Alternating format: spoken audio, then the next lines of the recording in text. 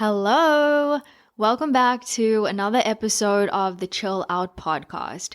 So here we go, part two of heartbreak advice. Part one was about the actual breakup, like the emotions that you feel, the pain you feel. If you haven't listened to that episode, definitely go ahead and listen to it. This is part two, which is arguably the most complicated part of the breakup, which is the months after the breakup. So I wanted to do this part two, which is about how to detach, okay? And things are a bit easier now that you kind of survived the first 2 weeks of it. You survived and now you kind of have to get back to life. I just want to give you like a few tips on how to actually slowly start kind of detaching. And I find that, you have to kind of reframe your brain in a way where you have to understand that, you know what, you were happy before this person and you can be happy again. So the best thing you can do is you have to kind of like let people be who they want to be. And you have to decide if you want those types of people in your life. You obviously decided that, you know what, you don't want those people in your life. You want to break up. You want to start fresh. You want to create a new chapter in your life. So you kind of have to trust that rejection, so if you were broken up with, is always redirection to something bigger and better. And like, it's so easy to like fall into this trap where you feel so low mentally. Your self-esteem is like literally laying on the floor and you just feel terrible. Like your self-esteem obviously is going to take a knock when you get rejected. It's just part of like what we feel as humans, but you kind of have to look at it in a positive way. Like it's a redirection. Like what is in store for me in life? Like something good must be happening. And I feel like some people are only meant to help you grow and not be in your life forever. And there's a thing that people like to say about some people are only in your life for a season or a reason, but not everyone is meant to be in your life forever. So it's something that you kind of have to like roll with the punches and like understand about life. You also have to ask yourself, like, what if everything is falling apart to come together in a way that you can't even imagine? Like, what if everything works out for me? Like, what if everything works out and everything goes my way? Like, you kind of have to look at a situation and believe that you deserve better. And you have to only focus on the things that you can control in your life, because you can't control how other people are going to be. Like, all you can control is how you're going to react to a situation and respond to it in the best way you can. So think about it. For the first 2 weeks, you can kind of cry, lay in bed, do the bare minimum. But at a certain point, you have to get back to your life. You have to figure out what to do with all of your time. The time that was always spent with your partner. And it can be really easy to use that time in a negative way. You could so easily use that time in like a detrimental way because you were so used to spending your time and your energy on your partner. And you could use this newfound time that you have free now to continue to focus on your partner. But now it's in a harmful way because you are no longer together. So that's why this time now, like the months after a heartbreak, can be such a challenging time too, because you have all this time. Like, what am I going to do with all this time? Like, you literally ask yourself that. And it can be really hard to like navigate. So I find that it's really important to use this time now to do the things that is going to benefit you in a positive way. Okay, this episode is for a normal, healthy type of relationship. So for advice on dangerous or toxic relationships, I do suggest contacting a professional. The best piece of advice I have is probably the most obvious thing, which is choosing to focus on yourself. When you're like newly single and you've like kind of passed that first 2 weeks of like a heartbreak and a breakup, you're like halfway there. Okay, I know you still have a while to go and it feels like you're in such pain, but like you'll be fine. You passed the first 2 weeks. And I find that when you're navigating the whole single life, it is important to start doing things that is going to benefit you. And when you're in a long-term relationship, you do lose a lot of yourself because you take on what your partner enjoys, what your partner wants to do. And if you are a people pleaser like I was, you want to constantly make your partner happy. And then when you break up and you're on your own, you start rediscovering things that make you happy and you start rediscovering yourself again. Like, I know this advice is something that you can probably Google online, okay? But it's nothing life changing, okay? But what I'm trying to say is that this advice may be easy to find online, but it's hard to do. So I have some advice on how you can actually focus on yourself successfully. It's one thing to be like, focus on yourself, babe, but it's another thing to actually execute it. To start, I feel like you should make some goals for yourself. So long-term goals and short-term goals, and make a plan for the immediate future. Make this time about self-development. Really make it a priority in your life to work towards your goals. So you could start by writing it in your journal, creating a vision board with pictures representing your goals, and also be specific. So maybe goals like, I want to make more friends. I want to try another hobby. I want to travel to Paris. I want to start a bikini business. And I feel like it's helpful to journal, but I know everyone is different. Like, not everyone likes to write, but I feel like that helps me. And I find that when you start mapping things out by stating what you are going to do every day to achieve these goals, and you can't say that you have no time, okay? Literally, because you could spend every minute with your ex-partner and you now have all of this time to really focus on yourself and actually put in the action to start getting things done.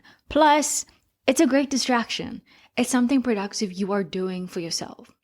In the moments you feel like everything is falling apart, you feel like you're losing it, like you're spiraling, you're falling into bad habits, you're still focusing a lot of your energy on your ex and not on yourself, all you can really do is go to your journal, look at your vision board, and find an actionable step you can take right now to just do something that's for you, or do something that's going to get you closer to one of those goals that you have written down or you have plastered on your wall. When I went through a breakup, one of the goals I wanted to achieve was working out more and getting more into shape, because when I would run for like 5 minutes or like run up the stairs, I was so out of breath. Like, I'm not even kidding. And I'm someone that like used to hike a lot. Like, I love being active. I love being outdoors. But I found that I stopped doing those fun, active things that I enjoyed, and I wanted to get back into it again. And I just didn't feel physically fit as well. So I wanted to get fit mentally and physically. So every time when I would feel sad, I would go for a walk or go to the gym, and it made me feel like I was at least trying for myself and trying to work on that goal that I wanted.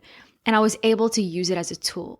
Another goal I had was to read more. So when I would feel overwhelmed, I would log out of all my social media accounts, put my phone down for the weekend, and just open a book.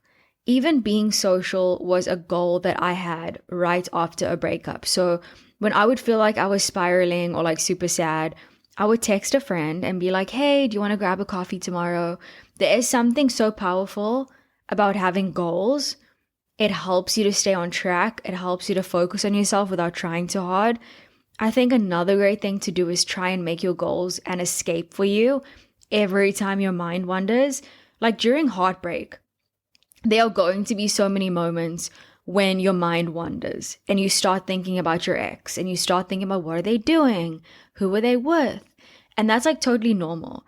But in the past, I've really tried to like reroute my brain to think about my goals in the moments when I'm thinking about my ex. It's not always possible to do, and that's okay. But if you can at least try to train your brain to something that is benefiting you, I think that'll help you so much. If you have ended a long relationship or you've been looking for Mr. Right like far too long, well, there is no better place to be right now, okay? Being alone doesn't mean being lonely when you are single. It gives you endless possibilities for discovering new parts of who you are and also improving yourself. There is a time to be dating and a time to be alone. I didn't want this episode to be something super dark and sad, and although those emotions come to mind when we think about heartbreak and breakups, but we need to also realize that we were happy before we met that person. And we will be happy again. And it's something that we constantly have to remind ourselves on a daily basis, especially after a breakup. So I want to also share some helpful ways to actually enjoy being single and to have fun, to rediscover yourself, okay? So relationships are built on compromises a lot of the time, and sometimes there comes a time where you want to be free and not have to compromise with someone. Like it can be so exhausting trying to always make someone happy, and when you are single, there is no compromising about your love life, the way you want to spend your time, how many espresso martinis you want to have tonight, okay? The people you see, and the list goes on. Like you are basically free to experience what you want and do what you feel like doing today.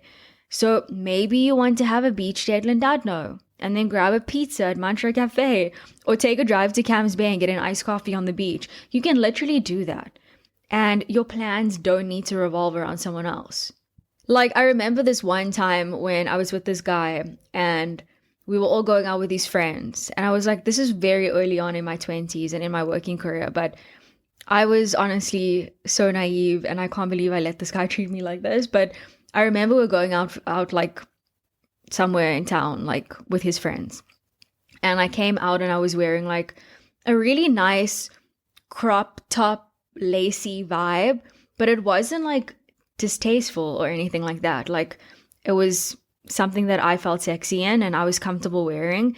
And when I came down, like he literally looked at me with like disgust. Like he was like, how can you wear that around my friends?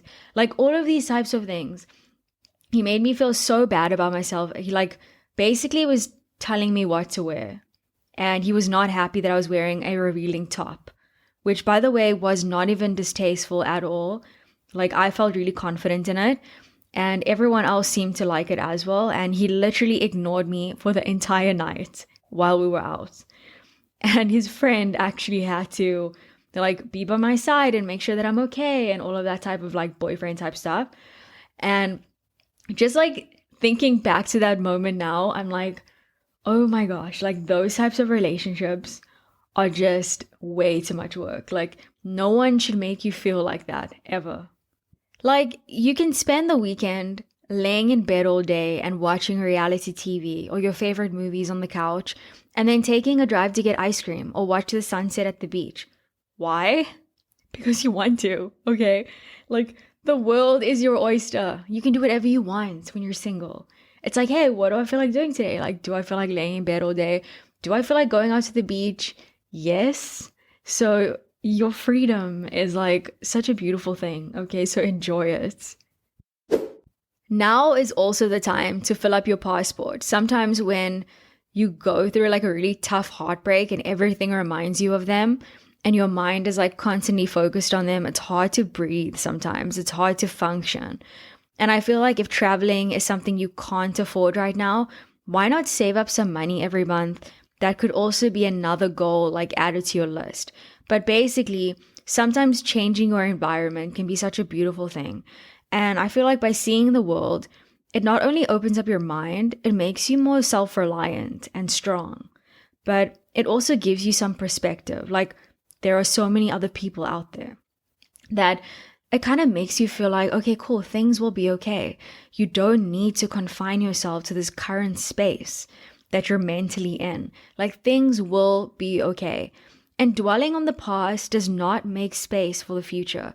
Sitting back and telling yourself, they really weren't that bad, actually, is the mind playing tricks on you.